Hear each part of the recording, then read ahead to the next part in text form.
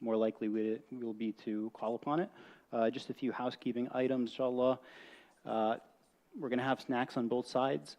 If you want to have any conversations, please keep them out of the main musalla.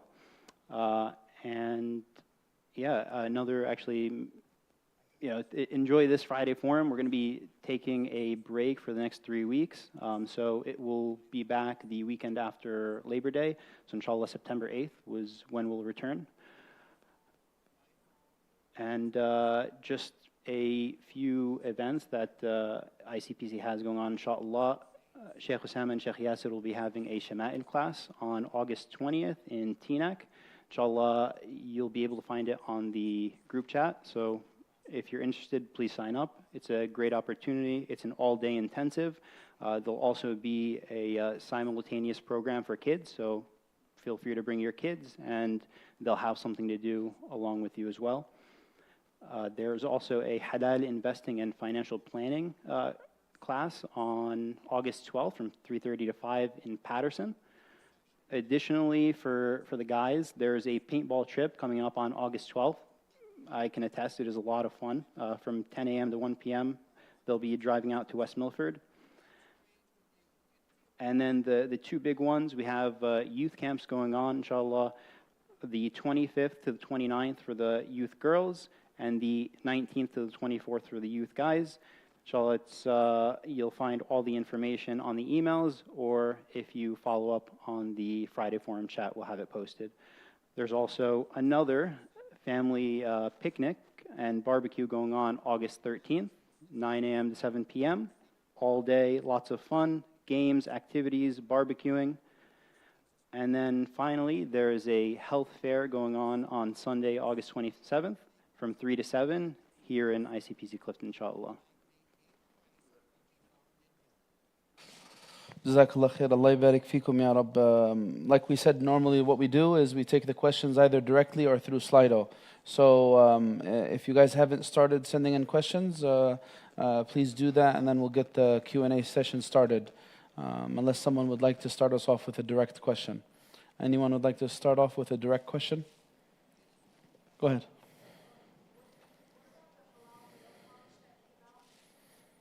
What about it?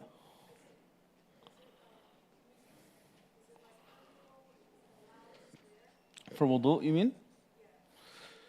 So, so wearing it and using it for wudu are two separate issues. Of course, wearing it in public would go back to the subject of zina. Bismillah, just so if anyone didn't hear the question, and just for the people following along on the live stream, what's the ruling of wearing what they call halal nail polish? So wearing nail polish is one thing that goes back to the subject of zina, wearing that in a public setting. But the idea behind the quote-unquote halalness of it is it being breathable, meaning can you possibly keep it on and still make wudu? The answer to this question is actually we don't, I don't suggest this, and I don't think it's sufficient for wudu, as many other scholars don't as well. And the reason for this is when you make wudu, the water needs to flow on your skin and on your nails. It needs to flow on it, and anything that would serve as a barrier from water reaching where it needs to go would make the wudu invalid and insufficient. And even if this quote-unquote halal nail polish was to allow moisture to get underneath it, it still would not allow it to flow. Only moisture would get underneath it, it wouldn't flow. So it still would not suffice. And even, even for it to get moisture underneath, as some people have done tests on it, it doesn't happen immediately. It actually needs to be kept under water for a period of time for the moistness to actually get under to the nail. So long story short, don't suffice yourself with what they say halal nail polish if you need to do your salawat. If you need to do your salawat, then you need to remove that in order for your salat to be valid. Wallahu a'lam. Yeah. All right, so then I think we'll make our way to the Slido. We have actually quite a few questions surrounding family, but I think we'll start off on a lighter note. And I'll say a very, very simple one. Is it wrong to have your child be included in, school functions that are, kind of antithetical to our deen? For example, Halloween parties? Is it wrong to have your child participate in Halloween parties? Yes. So I think what the questioner is kind of getting to is, should they essentially pull their child out of those activities, or is it fine to just leave them? Look, when it comes to dealing with these issues, we deal with them on two different levels. We have the halal and the haram, and then we have philosophical values that would go within your child, son or daughter, if they were to participate in something that violates Islam, is not really in line with Islam's teachings.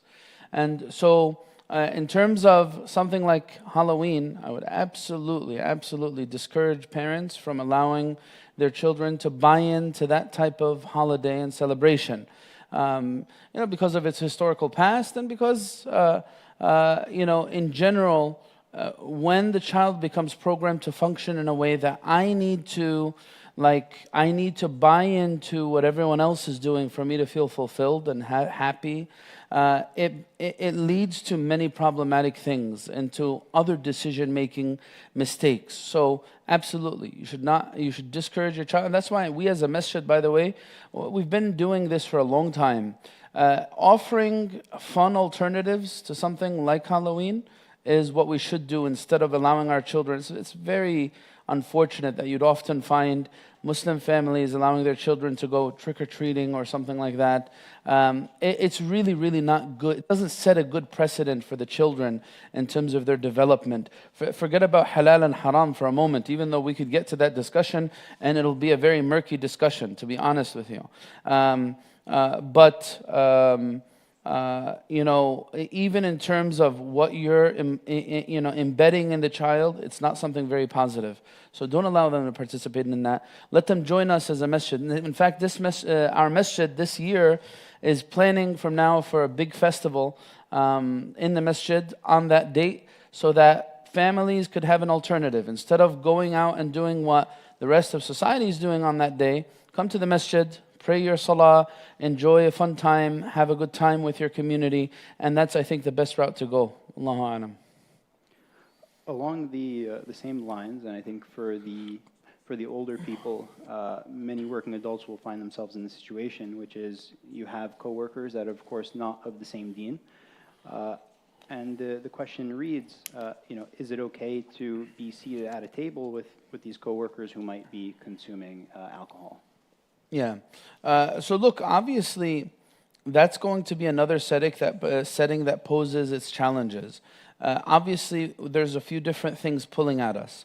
One, the need, or I guess you could say, the importance or significance of building healthy relationships with coworkers, and that's understandable. And for them, their ideals, their values may be different than yours as a Muslim.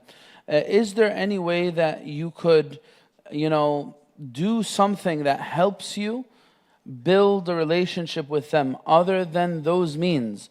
That's the question that you should ask yourself. And, because in general, by principle, we should not be in a setting that has alcohol, that has things that violate, especially when you're talking about kaba'ir, especially when you're talking about major things. Especially if I'm someone who's, seeking to adhere to my deen, seeking Allah's ridha. Again, what people choose for themselves is what they choose for themselves. It's not, this is not an issue of me judging what other people choose to do. It's of me choosing for myself what's most in line with gaining Allah's ridha. So, the best thing for you to do is not to attend that type of gathering where there's alcohol on the table.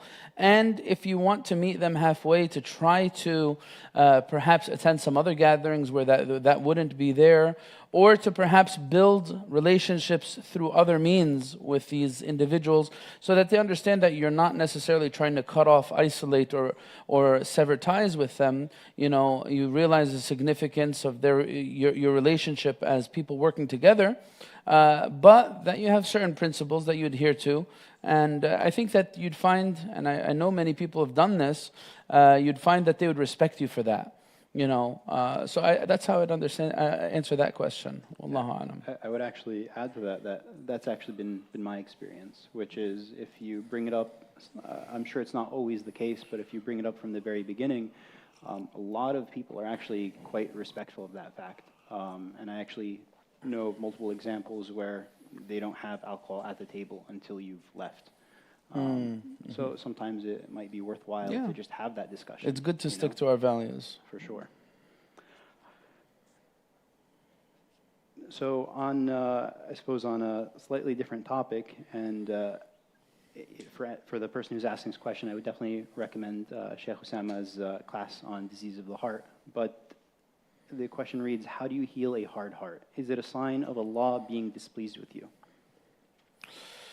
So look, obviously one of the consequences of sinfulness, as they state in the books of Tazkiyah, is the hardness of the heart. The heart becomes very rigid, very tough, it loses some of its senses. Allah subhanahu wa ta'ala mentions it in the Quran. ثُمَّ قَسَتْ قُلُوبُكُم مِّن بَعْدِ ذَلِكَ فَهِيَ كَالْحِجَارَةِ أَوْ أَشَدُّ قَسْوَةً. Allah Azza wa Jal, He says, after what you've done, your hearts became very hard. This qaswat al-qalb is something that the believer seeks to avoid. It comes about because of diseases being manifest, whether you're talking about arrogance or you're talking about fi'l al-kaba'ir, the performance of major sins, or sometimes you're talking about nifaq and the attributes and the characteristics of those who are hypocrites becoming very inherent in the person's heart. It causes qaswatul qalb. How can I soften my heart? Look, what's a punishment and what's a reward from Allah Azza wa Jal? Don't get so caught up on trying to define and pinpoint what's min ilm al-ghayb. You will not know, and I cannot know, what is in the unseen realm. I can't. What I can do is look at the results. All right, is it a punishment or is it a reward? Well, where are you going with this, right? If you're feeling a sense of regret or if you're feeling sad about it, that means your heart's alive. That's a good sign.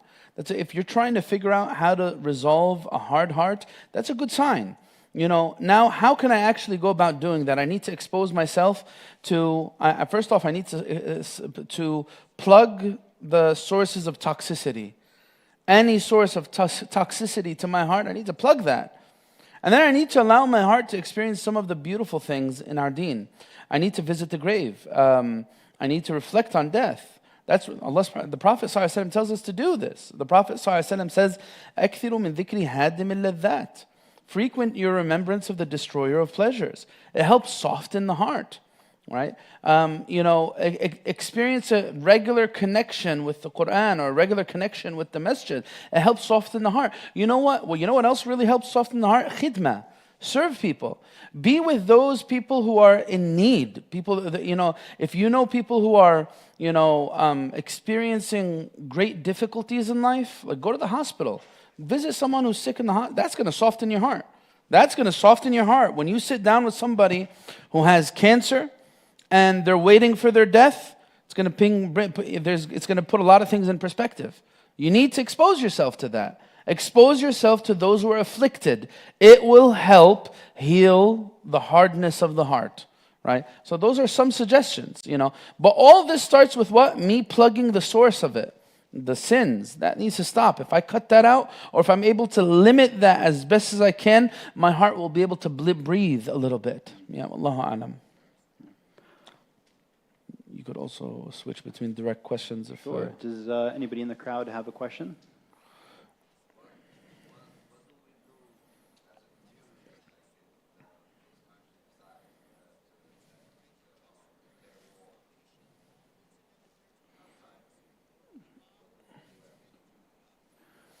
Okay, you could repeat the question, then I'll answer. Yeah, sure. So what would we do as a community if the United States had declared war on an outside nation? What would be our stance as a community, and how should we respond?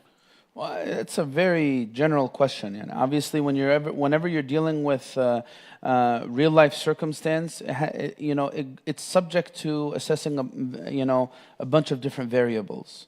Do I need to do anything to begin with? Does the community need to do anything to begin with? Because wars have been declared, and wars have begun and ended, and I haven't really needed to do anything as an individual community member. So it really depends on what the circumstance is. What are you talking about? So if there is any act of wrongdoing, do I need to speak out? Who needs to speak out? Am I in a position of power to do anything about it? Through which means and which avenues? Like, through civic engagement or through whatever you're going to do. All of it's depending on those variables. So, I guess it's one of those types of questions that when it happens, we'll cross that bridge when we get there. It depends on what you're talking about. Yeah, Wallahu alam. Jazakallah khair. So on a different note, the question reads, how do you go about forgiving someone who has wronged you in the past? How do you go about forgiving someone who's wronged you in the past? Exactly. Right. So, there's a lot that goes into that. Look, so it really depends on what you're talking about and how severe it is. Because there's a spectrum. There's a spectrum of things, and there are certain things that I can totally understand are very, very difficult to grasp, very difficult to swallow. Especially when you're talking about subjects of like, violence, violent abuse, when you're talking about something that someone did that ruined your family or caused you all kinds of pain. And then, sometimes you're talking about something much less than that. It depends, because sometimes people sever ties with each other over nonsense. It could be something so trivial, so insignificant, so not worth it that people. So really, your question. So a part of this question depends on exactly what you're talking about. But there's other aspects to it that can help you. If we want to address it in a general sense, let me start by realizing this. Who stands to benefit? This is what we call, cognitive behavioral therapy, a spiritual sense of cognitive behavioral therapy, Islamic cognitive behavioral therapy, right? Ask yourself this question as someone who's been wronged. Who stands to benefit most by my forgiveness of said individual? You will find that the greatest beneficiary of this forgiveness is you. You'll benefit the most. Because if there's anything that really could bring you down psychologically, emotionally, it's holding on to grudges, is harboring resentment, is being unwilling to look past something that happened long ago. So for me, this question, I need to understand this first. All right, I'm going to forgive this person. Why? Because it's the best path to healing for me as a person. Now, forget about, all right, what does it mean to forgive? Does it mean I need to reinstate the previous reality with this person? I need to go back to being buddies and seeing each other and hanging out? No one's saying that. You don't need to do that. That's not what forgiveness means. What forgiveness means is you don't allow yourself to be tormented by living in the past for what happened by this person. That's what forgiveness means. You remove it from your heart. Right? But still, there are a number of other factors to it. So let me start talking to myself and figuring out, all right, well, was I part to blame in that situation or not? How severe was this situation? All right, who stands to benefit if I forgive this person? All right, who is this person to me? How close or far are they from me? Because sometimes that plays a role. Are they repentant for what they have done or not? Or are they insistent upon their injurious ways? All of these are different factors that converge. And, sometimes you need to get someone to help you think through these different factors, right? If you have someone who's repentant and someone who has a right upon you Islamically, I would be more inclined to try to reinstate some type of connection with this person.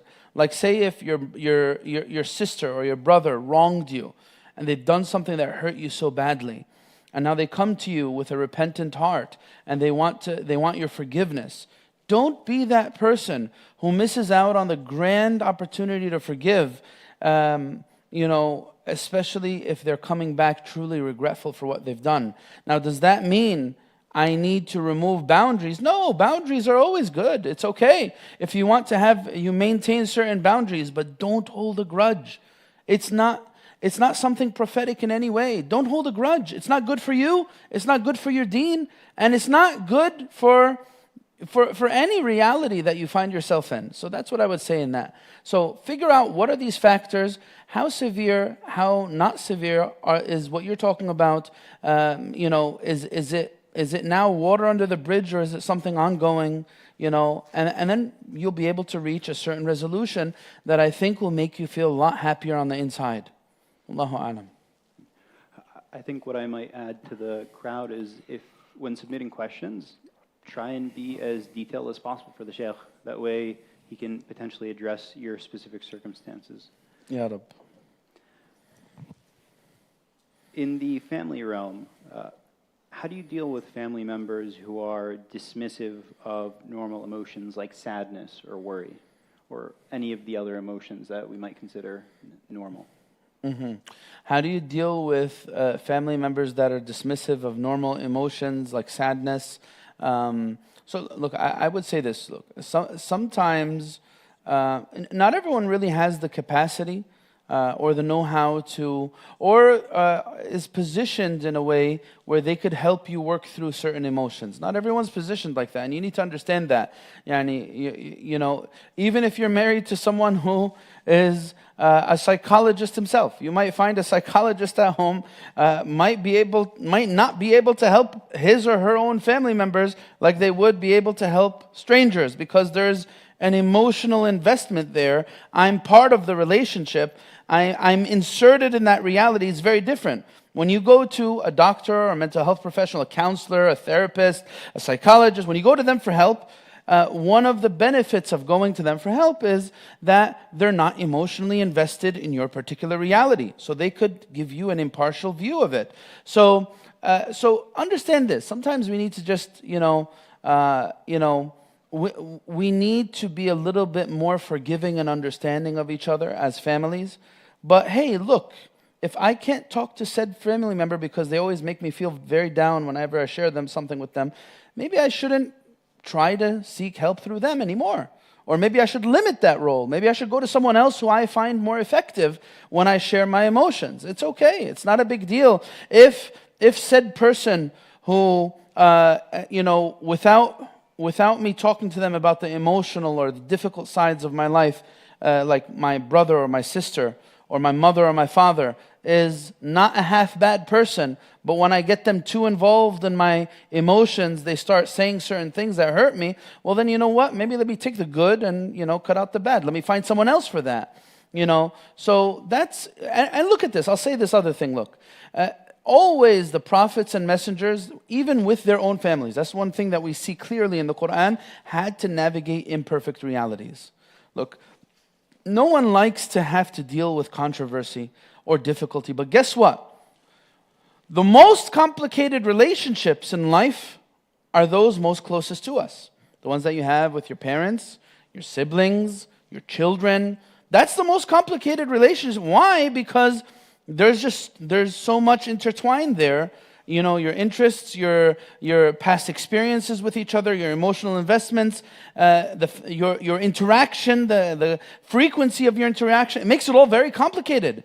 When you're talking about seeing someone in the masjid, your brother in Islam, you've been seeing him for the past 5 years in the masjid, or your sister in Islam, that relationship's not really that complicated because there's nothing to it. You smile in their face, I love you for the sake of Allah, even though I don't know anything about you or your life, and we're going to go our separate ways. It's the easiest relationship to have. What's the one that's most difficult? The one that is involved to the most sensitive things in our lives, right? So that's a reality. It's a dunya reality.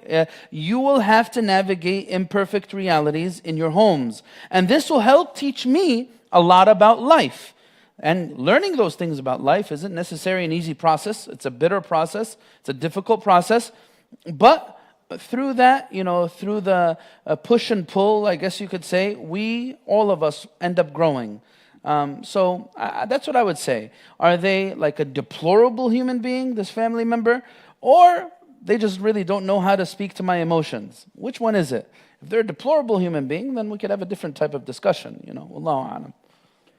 A top-rated question that we have is for a person who's been in a relationship, and I don't know the exact circumstances of that relationship, but for a girl and a guy, and I'm assuming they're talking about being on the outside, so they're seeing this going on, and the relationship ended. Okay. And so that individual, whether it's a guy or a girl, has a broken heart. How can you go about helping them heal? How can you help someone who has a broken heart from a relationship that ended? Yeah. Well, look, one of the things, first off, you need to be willing to have a conversation. If you're just going to keep it inside you and allow it, just bottle it in, guess what? It's going to take a very long time for you to get over, and you might never get over it. Bottling in emotions is not a really good idea. Yeah, sure, venting to a friend might help. But sometimes that might not be very effective because your friend might not know how, your friend might add fuel to the fire. They might not know how to help you manage those emotions. Learning how to speak with someone who can help you navigate these emotions is going to help you big time. You could go to a mentor, someone, an older brother, an older sister. You could go to someone who is an expert, whatever it is. Go to somebody that you think could give you good guidance on this issue.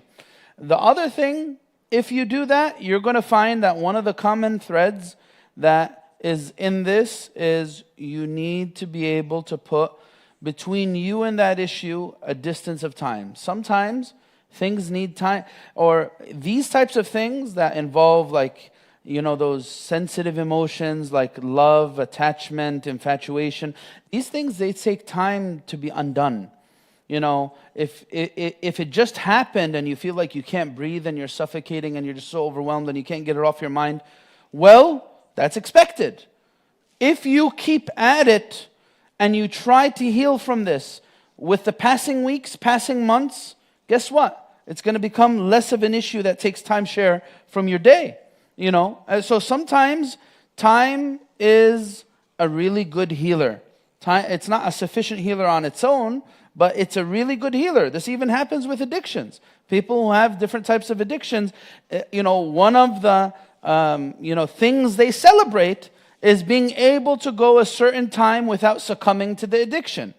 So the time reality plays a big role here. Seeking help plays a huge role here.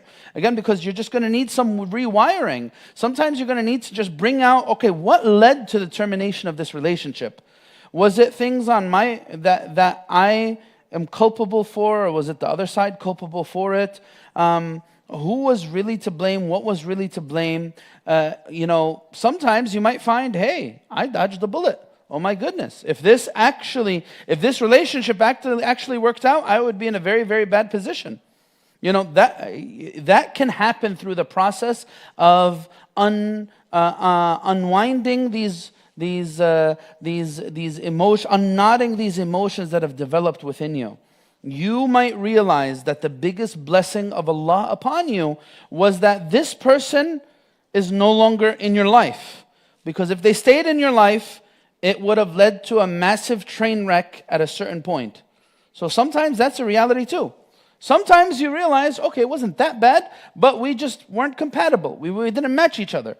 And because we didn't match each other, it just kept on causing a lot of friction. We kept on butting heads. But either way, there's going to be this process where you're going to need to unknot those things that have developed within you. And you need to make some effort in that way. That's a way to start doing it. Wallahu a'lam. Appreciate that, Shaykh. Any questions from the crowd on the girls' side? So we already took one from the guys. Anyone? On the guys, any? Yeah, brother?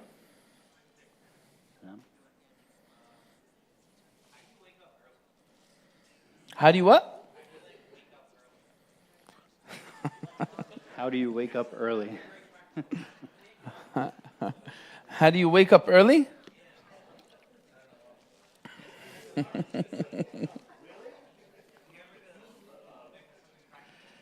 There's a lot of things you could do. There's a lot of things you could do. They're very common knowledge. So there's one thing you could try to do is sleep early.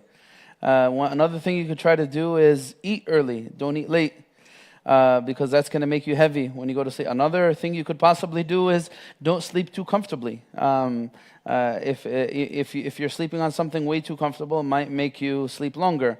Another thing you could possibly do is put an alarm. Another thing you could possibly do is, partner up with a buddy to help you wake up. If you have someone close in your proximity or that you have a very close connection to, you could help them. You could ask them to wake you up. If you have someone in the house, tell them that wakes up early, then your problem is resolved. If you don't have someone, that's another issue. But if you have someone in the house, just tell them to pour water over your face. It'll help you wake up. No, I'm just kidding. Anyway, but those are some ways that you could wake up early. One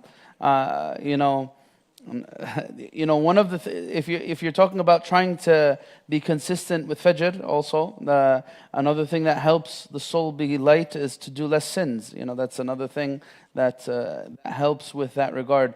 Another thing you could practically do is limit your exposure to gadgets before you go to sleep. If you keep on watching things until you knock out, then this is very likely to make your experience with sleep less fulfilling. But again, these are things I'm speaking not with the tongue of a sheikh, because maybe half of these things are related to religious things. The other half, you could just ask people who are knowledgeable of the body.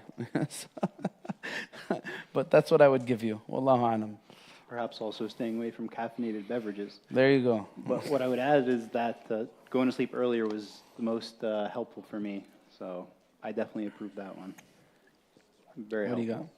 So this one touches on being an organ donor, whether or not it's halal, and they also touch on the idea of you're in the hospital for, I guess, a longer duration, so your body is sitting there, and that kind of how that plays into it if you're not immediately being prepared for burial, I suppose. Yes. So we answer this question a lot. Is it halal to be an organ donor? The answer to this question is yes, of course, provided that the actual body, the structure of the body stays intact and is buried. But if your organs are going to be taken to benefit the hayy, again, it's an organ donor, right? If it's going to be taken to benefit someone living, that's okay. There's no problem with that. Islamically speaking, but the body still needs to be buried. Obviously, the delay of burial is problematic because min ikram al-mayyit dafnu. But I don't know why the delay would happen or how long the delay would be, because if you're talking about benefiting someone living, those vital organs that are taken out are usually taken out immediately so that they can remain. But if it's donating it to science, that's where I would understand that type of question. And that's also in itself, it's fine as well, because that's ultimately going to benefit the living as well.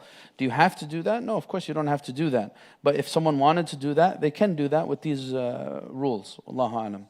There's a sister who has a question. Go ahead. Yes.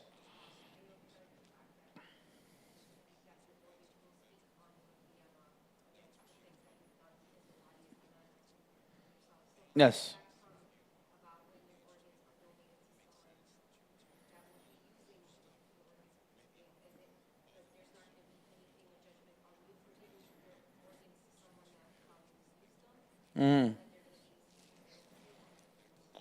Look, so Jazakallah khair for the question.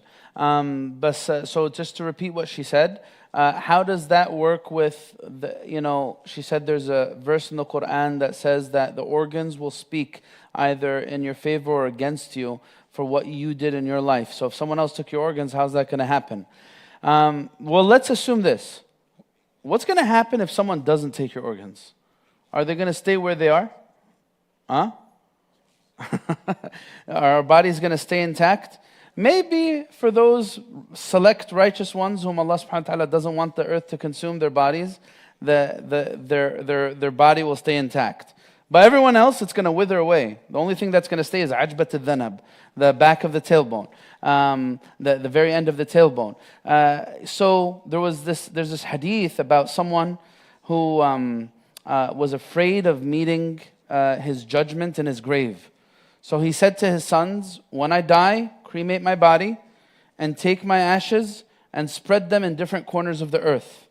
So the hadith says that this person, after his children did that, his body was gathered. And Allah subhanahu wa ta'ala, he was asked, why did you do this? He was asked, why did you do this? And he said, I did it from fear of your punishment. And the hadith mentions that because of his reasoning, Allah subhanahu wa ta'ala forgave him. You know, because of he was someone who had a great reverence of Allah subhanahu wa ta'ala and his qudra. So regardless if someone else takes your organ or not, you know, you on the day of judgment are going to be resurrected in the way, in a different body. You know, it's not going to be the body that you have in your dunya. It's not going to be your dunya body. It's going to be in a different reality. Same thing you would say, what about those people who are burned to a char, who have no more organs, right? Or what about those people who their bodies were like amputated and spread apart or something like that? People who died in some traumatic accident or something. You know, this doesn't affect that. And besides that, the ayah doesn't say that their organs are going to speak, just to be clear. The ayah says that their body will speak, right? Their julud, their skins, right? Their skins. So it doesn't specify organs like that the liver is going to talk and the kidneys are going to talk and the pancreas is going to talk and this and that, or the heart's going to talk. It doesn't say that. But that's just, it will happen, right? It will happen regardless of this. Wallahu alam. Yeah. A question from the woman's side. If I am home, do I need to wear hijab to read the Quran? If I'm home, do I need to wear hijab to read the Quran? Good question. You don't need to wear hijab to read the Quran. Is it better for you to be in the most sacred state possible when you approach Quran or dhikr or dua? The answer is yes, of course. One of the scholars, that's why, you know, routinely, generally speaking, when it comes to reading the Quran, it's highly encouraged and it's a sunnah, it's mustahab for you to be in a state of tahara, for you to be in a state of wudu when you're reciting the Quran. It's mustahab. And one of the scholars, even when he would read the hadith of the Prophet ﷺ, whenever he would go out to teach people hadith, he would be in a full state of tahara. And he'd wear the best clothes and he'd wear the best scents. So for you to be in a reverent state, when you're doing some act of devotion, it just makes the impact of that much greater. But for convenience, you know, sometimes it might not, you know, might not be able to. You're on your bed and you're about to go to sleep, and you want to read a little bit of Quran and then go to sleep. Mathalan, if you had to wear hijab or whatever the musalliya, the thing you wear for salah, it might cause some inconvenience. You have to wear? No, you don't have to. It's fine if you don't. Another family question, but a little bit more serious. The questioner states, we have a crisis with the usage of social media, that haram comes to them very easily and opens the doors to addiction. And essentially what they're asking is, how can they go about having these conversations, if they should at all, with their children, with their teenage children?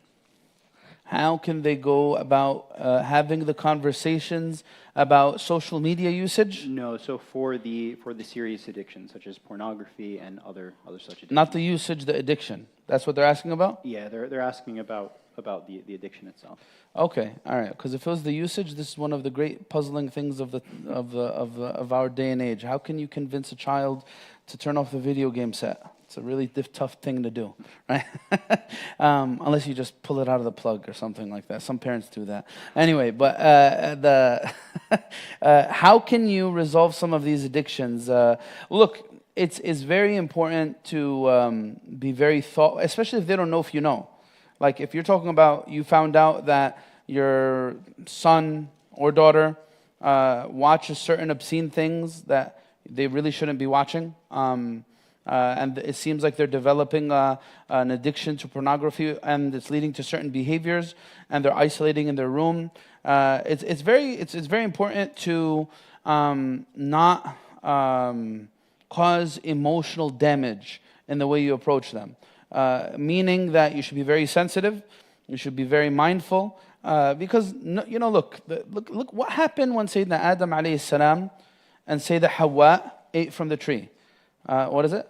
فأكلا منها فبدت لهما سوآتهما وطفقا يخصفان عليهما من ورق. It brought a sense of shame to them. That experience itself brought them shame. Now, if I want to bring someone up, I should be very careful not to allow this shame to lead to a degraded sense, that someone feels humiliated. Be very careful. Don't humiliate. You know what's one of the worst things that you could possibly do? All right, you're a father. You found that your son does certain things. I'm gonna walk in and just smack him across the face. One of the worst things you could do. Your daughter, you found out she was messaging boys through social media. Very inappropriate things. You figured it out. Is there someone talking? I hear a very loud voice. Brothers in the back, huh? Tell them to lower their voice. Tell the brother on the phone to lower his voice. So anyway, if you found out your daughter is messaging guys, don't be that awful father or mother who just walks in, takes all the gadgets, breaks the phone. It happens. It happens. Sometimes people, they lose their brain and they act in a way that makes they cultivate defiance and rebellion instead of actually cultivating love. Be very careful. Don't do that. Be very mindful and thoughtful. If it's your son that you found that he got addicted to certain things, then maybe you can allow, if possible, you can allow someone, if he has an older brother, if his father is halfway decent in communication, then maybe they can do that communication with them. Or if it's your daughter, maybe it could be with you. So sometimes gender has that impact on reducing the amount of shame, especially because perhaps as the father, he may be able to relate in certain ways to the emotions that led to these addictions. As a mother, you may be able to relate to the emotions that led to these addictions for your daughter. So that's one thing I would advise. Be mindful, bring it up very discreetly, very wisely, and try to give them alternatives to fill this. Because usually these addictions, you know how they develop? They develop within this vacuum of toxic free time, isolation. And, that's what usually leads to this. If there was something constructive filling that time, it's also symptomatic of a broken family sometimes. Sometimes it's a symptomatic of a broken family because this could often be because the child's left alone hours on end. Kids are not talking with their parents. Spouses aren't talking with each other. And everyone's just in their own little bubble. And you have 6 hours all to myself, and I have a TV in my room and video games, and I just could do whatever I want, and no one cares about me, no one's even asking, then guess what? What do you expect? There's going to be bad decision making. And it's part of the process of growth. So be very thoughtful, offer alternatives, and realize the stage that they're in. If they're younger, there's one way to talk to them. If they're older, there's another way to talk to them. If you're talking to a 14-year-old who's just starting these things, it's very different than when you're talking to someone who's 25 years old. And again, be very, very careful with the words that you choose and how you bring this to them, because you don't want to push them further away from Allah. You want them to feel loved, and you want them to feel like there's something better waiting for them if they come towards Allah. That's what I would say about this. Allah Alam. That actually brings to mind, specifically in terms of the upbringing of children, the involvement that parents should be having with their children. It reminds me of a question that came up a while ago on Friday Forum, and it was somewhere along the lines of, is, at least for a father, is, we see this example sometimes in our community, which is they might be overwhelmed with work, or perhaps they have a certain perception of what work should look like, and so they're not quite as present in the home.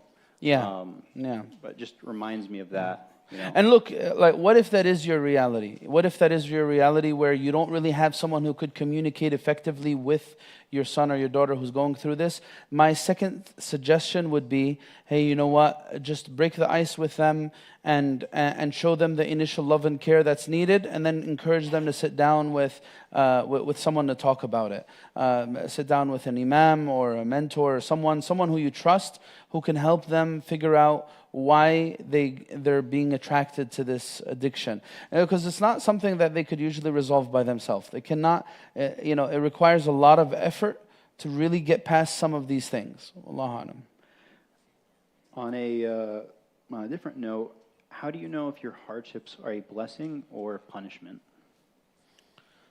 Again, it's one of those questions. So, how do you know if your hardships are a blessing or a punishment? You won't.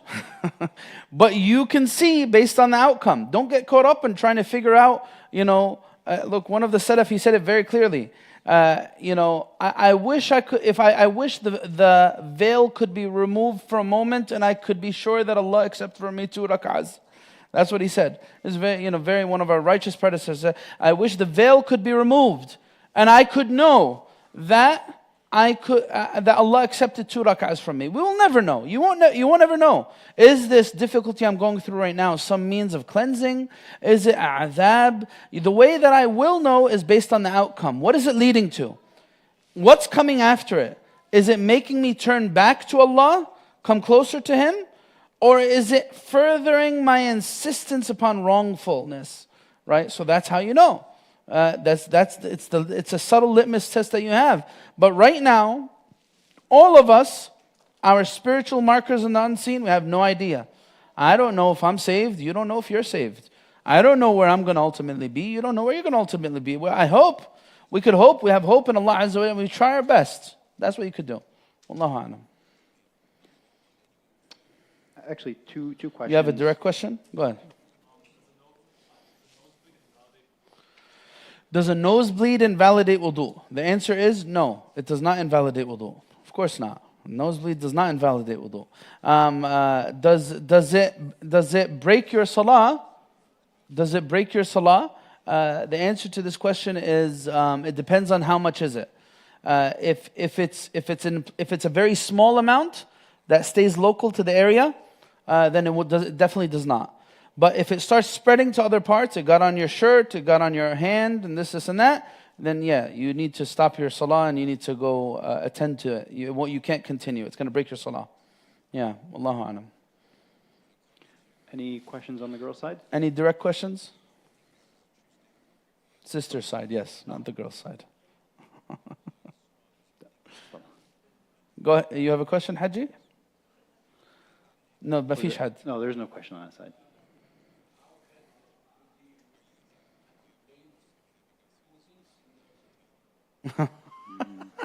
How can you deal with a complainer who thinks he knows everything? How can you deal with a complainer? Look. So the scholars, they tell us this. I'll tell you 2 things. When it comes to jahl, there's 2 types of ignorance, 2 types of jahl. There's jahl basit and jahl murakkab. Jahl basit, this is simple ignorance. This is someone who doesn't know. And when people teach him or correct him, they're willingly going to change. That's fine. They just don't know. I don't know any better. I made a mistake. Right? Then there's jahl murakkab. This is a person, this is من مصائب الدنيا. مصائب الدنيا أن تتعامل مع جاهل لا يدري أنه جاهل. Right? So jahl murakkab means that the person doesn't know, but he thinks he absolutely knows, right? This is what jahl murakkab is. There's a few lines of poetry in Arabic that says this. There's 3 lines. وَمَنْ دَرَى وَمَا دَرَى بِأَنْ دَرَى فَذَاكَ نَاسٍ ذَكِّرُوهُ مَا دَرَى وَمَنْ دَرَى وَقَدْ دَرَى بِأَنْ دَرَى فَذَاكَ عَارِفٌ سَلُوهُ مَا دَرَى وَغَيْرُ دَارٍ وَهُوَ غَيْرُ دَارِ فَذَاكَ دَارِهِ فِي دَارِهِ يَدَارِ. It's a play on words. What is it saying here? Someone who doesn't know, someone who knows but forgot that they know. This is someone who is nasin. ذكروه ما درى. Remind him what he knows. وَمَنْ دَرَى وَقَدَّرَ بِأَنْ دَرَى. Someone who knows and knows that he knows. This is someone who's understanding. Ask him what he knows. And someone who doesn't know, وَغَيْرُ دَارٍ وَهُوَ غَيْرُ دَارِ. Then what do you do with someone who doesn't know and doesn't know that he doesn't know? فَذَاكَ. If we could please get the kids under control. جزاكم الله خير. فَذَاكَ دَارِهِ فِي دَارِهِ يَا دَارِ. That person, what do you want to do? Mudara. This, play along with him. Because, especially when you're in his territory and under his dominion.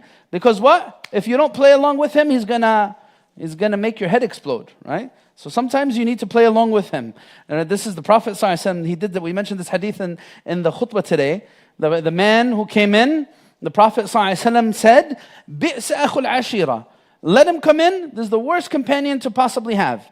And then when he came in, the Prophet ﷺ smiled to him and assisted him, and the guy went on in his way.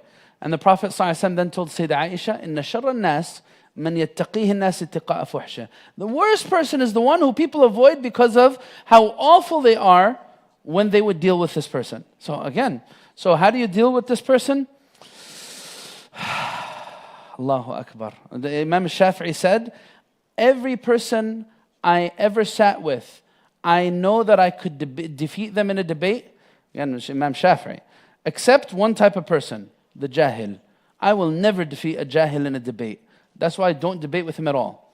Right? Even if he's your close family member, even if your son, your daughter, مش عارف ايه, اختصر.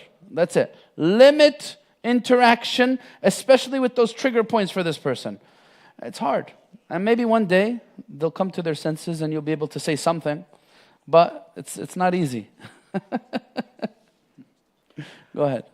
A top-rated question, which is asking about the permissibility of makeup, and then it clarifies very light makeup, and then perfume and bakhur, or ads. The permissibility of makeup and bakhur and perfume. Yes. So regarding bakhur, that's not going to be on you. That's going to be in an area, right? So I don't know why they would ask that question. But there's nothing wrong with bakhur if you're going to put it in an area. Now, of course, if you're going to like hover over it and get the scent on your clothing, then it would go back to the issue of wearing scented things. So when it comes to perfume for women, we have a direct hadith of the Prophet ﷺ that prohibits that in the presence of foreign males, right? So in the home, there's no issue. Or with the direct family members, there's no issue. But when it comes to going out with that, it becomes very problematic because there's direct hadith about it of the Prophet ﷺ. When it comes to makeup, we're going to differentiate. What is to cover blemishes, like foundation, that's of the skin tone, that's not really exposing beauty, but rather covering up blemishes, things that are not according to their original form. If it's that, then it's less problematic. If it's like foundation that's of the skin tone and it's not really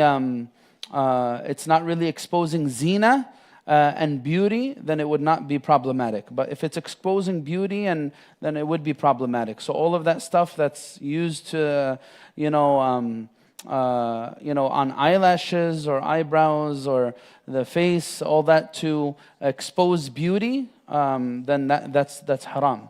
Wallahu a'lam. And then we have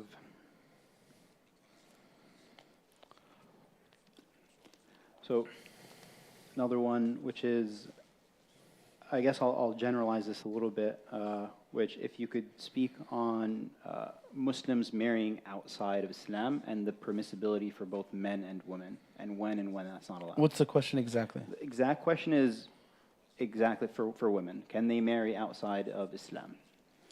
Can Muslim women marry outside of Islam? The answer to this is that's prohibited by consensus. The marriage would be invalid, and what they do with each other would be considered from the kaba'ir. That's not halal. That's the long story short for that. That's prohibited by consensus. Can males do it? That becomes a discussion. because there's certain things now, and why is there a difference? That's a bigger discussion too. So one, can males do it? Before addressing the can, I always have the discussion with the brothers about the should. Should you do it? When it comes to the subject of marriage, there are many Muslims that you shouldn't get married to, let alone non-Muslims.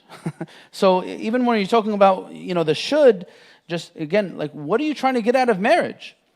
If you're someone who's God conscious and you're really trying to strive for Jannah, you're trying to build something that's, builds your sense of spirituality as a Muslim, that builds your character base as a Muslim, that, if you're trying to, have children and raise them upon Islam and so on and so forth, those considerations need to be very clear in your mind when you make your choice of marriage. And this goes for brothers and sisters, by the way. This goes for brothers and sisters, by the way. The Prophet ﷺ says this in the hadith, تَخَيَّرُوا لِنُطَفِكُمْ فَإِنَّ الْعِرْقَ دَسَّاسٌ. Choose very carefully where you choose to have your children, for indeed the irq, or the effects of family, runs deep. For the effects of family indeed runs deep. So that's about the should. 9.5 times out of 10, I would tell a brother who's considering getting married to a non-Muslim that you absolutely should not do that, and it's not in your best interest to do that, especially with the confusion or the baggage or complication that it brings along with it with raising the children. But sometimes you have a very, very unique situation that's not standard. Again, these are not cookie cutter situations. There are certain situations that are absolutely no, because there's no blanket permissibility of getting married to a kitabiyah, by the way. I face this a lot when I'm doing the marriage contracts. When a brother comes to me, he says, I want to get married to a sister, I always ask the question about religion. Because, sometimes the answer I get is, well, she was born Christian, but she doesn't believe in Christianity. I say, okay, what is she? Well, she's agnostic right now. I'm going to tell the brother, by the way, it's prohibited for you by consensus to get married to someone who is of that disposition. And, the reason why is because, again, why is it becomes this philosophical question that requires us to really dig deep and understand what are the values that guide marriage? What am I supposed to achieve through this? Right? It needs emotions to be out the window a little bit, because sometimes people get heightened emotions. Oh my God, guys could do that and I can't. That's not fair. Islam's unjust and try to fair. You can't really have that type of discussion, because if you understand it, actually, it's not this cookie cutter blanket approval of guys getting married to whoever they want. No, I've had situations where I had to tell the brother, I'm sorry, I cannot do your marriage because it's invalid according to Islam. And besides that, I have situations on both sides of the spectrum where I know people who decided, again, sometimes people decide and it works out for the best. Whenever I address marriage, it's the spectrum of risk. Some marriage proposals are high risk, medium risk, low risk. And this is just one category that might fit under high risk, or that often fits under high risk. This brother, I know, actually there's more than one situation, but one that's coming to mind right now, he got married to a sister who was not Muslim. And guess who had more influence over the children's upbringing? It was their mother. And now this brother, his children are grown up right now, is in a reality where he's Muslim, his wife and his children are Christian. They go to church, they celebrate Christmas, and so on and so forth. And, he's obviously devastated for the choices that he made. Sometimes you even get it worse. You know what happens? You get married outside of the religion, and then when divorce happens, and the children go with the mother, if she wasn't Muslim, guess what's going to happen to you? Guess what you just chose for your children? You chose for them to be raised as not. I know a few stories that happen like this as well, right? One of these stories is very interesting because, the guy was raised by his mother. His father was Muslim, but once his parents got divorced, his father really wasn't in his life. He was raised by his mother, he was raised as a Christian. And after a lifetime, like in his 40s, he came and he accepted his Islam here. And he got married to a Muslim sister. SubhanAllah, it's very strange how things work out. But it's interesting. So that happened. But not all stories are like that. I know the opposite reality too, where it happened. It's very interesting. A sister decided to get married to someone who wasn't Muslim. And, the same thing happened, that her children, now she was seeking help because she was devastated. Her husband and his family had a very strong grip on the children in their influence and their tarbiyah. They became more inclined towards that, and she wasn't very firm in her Islam or very knowledgeable in her Islam. They became more inclined towards the religion of their father, right? And she was devastated. What did I choose for myself? What did I do, right? So really, for me, a better question to resolve, instead of creating the battle of the genders, oh my goodness, Islam's not fair, why could guys get married to this? A better question to resolve is, how about let's figure out the marriage crisis. Let's find good alternatives for people. And, because I understand the struggle. Like, when you don't have good, practicing guys coming to ask for you, you will start asking this question. Well, I have very respectable non-Muslim friends at work who seem decent. Now, what am I supposed to do? It becomes a fitna. It becomes a fitna for the person. So let's work on resolving the marriage crisis. Maybe we won't have to deal with questions like this. So that's about the should. About the can, by the way, that's an area of dispute to begin with. Can Muslim guys get married to Christian women today? Well, depends on how you define this. It's not an agreed upon thing, surprisingly, believe it or not, even in fiqh. Right? There's details when it comes to that. Wallahu a'lam. Any questions from the crowd? Sure.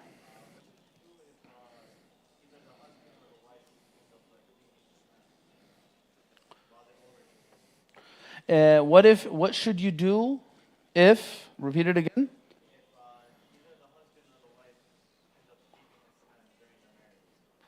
If they end up leaving Islam, like both of them were Muslim, and So one of them was Muslim? they're both Muslim. One of them leaves Islam during their marriage. That's what you're asking about? Both of them were Muslim, and one of them ends up leaving Islam? Look, divorce is not something that we are quick to rush to as Muslims.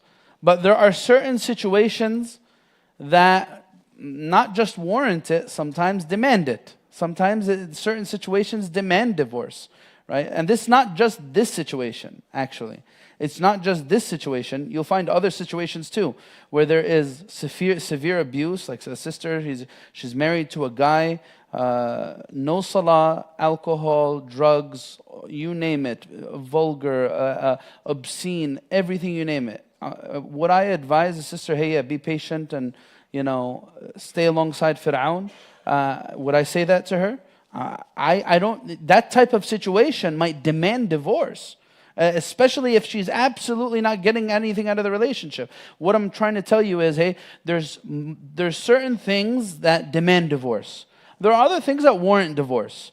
This type of situation would demand divorce, especially if the one who leaves Islam is the husband. If the one who leaves Islam is the husband, then the marriage is done to begin with. It's going to be done. If the wife's the one who leaves Islam, it depends on what she left it for. If she left it to Christianity, then we'll have a discussion. But even then, how could you possibly find spiritual comfort, relief, fulfillment? How could you find care for your children in that type of situation where someone is, so what would you end up choosing for yourself and for your children? Sometimes these things get messy. Always consult somebody. These are things that sometimes have different i'tibarat. Do they have children? What's going to happen if they divorce? Certain questions like that. So get advice, but in generally speaking, there are situations that demand divorce, and this might very likely fall under that type of situation. Wallahu a'lam. Yeah. We have like 2 minutes if there's any other question. Any last question? Anyone would like to ask a question before we end? Yeah, go ahead.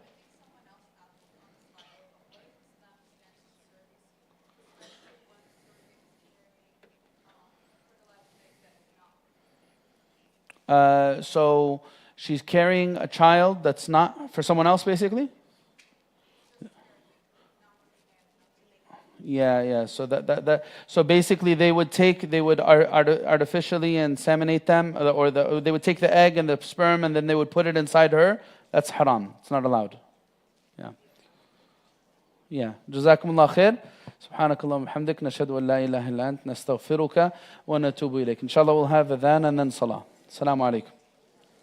Oh, by the way, just to remind everybody, like we said in the beginning, this is the last one we're going to do, and we're going to take a break for 3 weeks, inshallah. We'll resume after Labor Day, and you can come enjoy the last few weeks of summer, and we'll see you guys on September 7th, bi'idhnillahi ta'ala. Jazakumullah khair. Assalamu alaikum wa rahmatullah.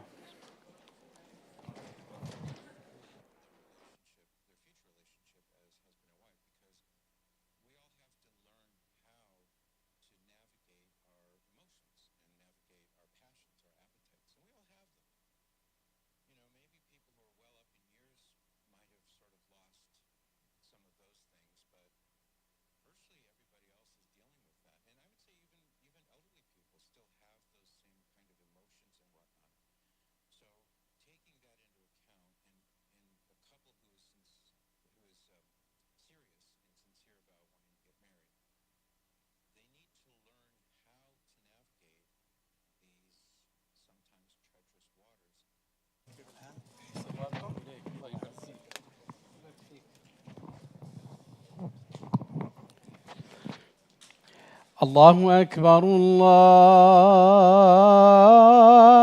أكبر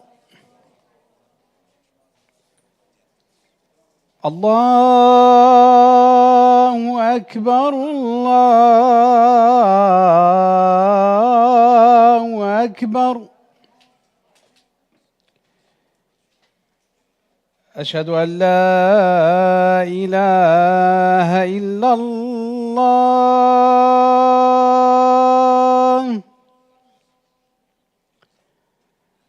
أشهد أن لا إله إلا الله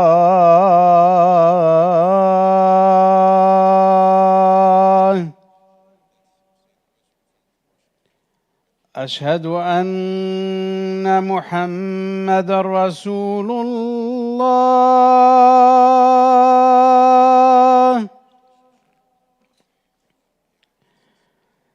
أشهد أن محمدًا رسول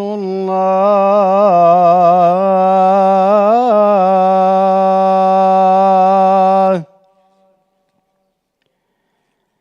حي على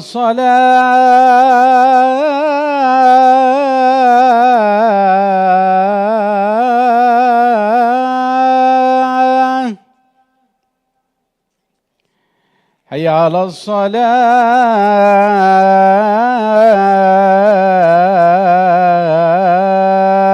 الصلاة حي على الفلاح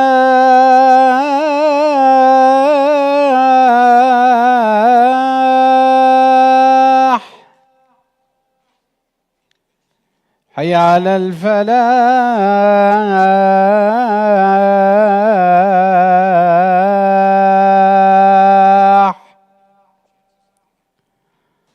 الله أكبر الله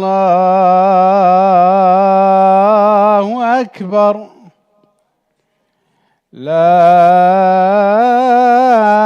إله إلا الله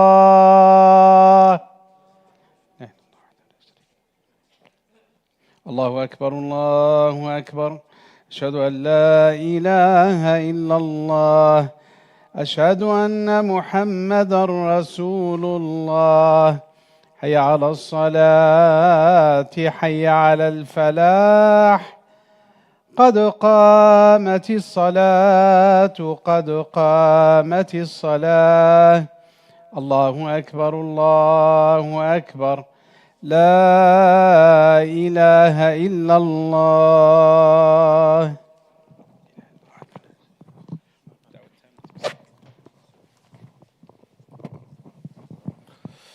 لا إله إلا الله. استقيموا يرحمني يرحمكم الله.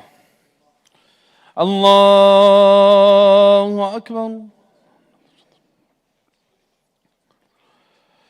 بسم الله الرحمن الرحيم. الحمد لله رب العالمين الرحمن الرحيم مالك يوم الدين إياك نعبد وإياك نستعين اهدنا الصراط المستقيم صراط الذين أنعمت عليهم غير المغضوب عليهم ولا الضالين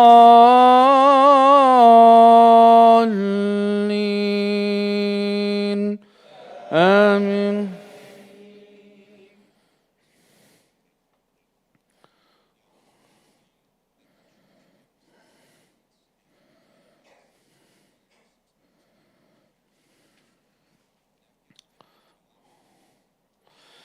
ذلك الذي يبشر الله عباده الذين آمنوا وعملوا الصالحات قل لا أسألكم عليه أجرا إلا المودة في القربى ومن يقترف حسنة نزد له فيها حسنا إن الله غفور شكور. أم يقولون افترى على الله كذبا فإن يشأ الله يختم على قلبك ويمحو الله الباطل ويحق الحق بكلماته إنه عليم بذات الصدور. وهو الذي يقبل التوبة عن عباده ويعفو عن السيئات ويعلم ما تفعلون ويستجيب الذين آمنوا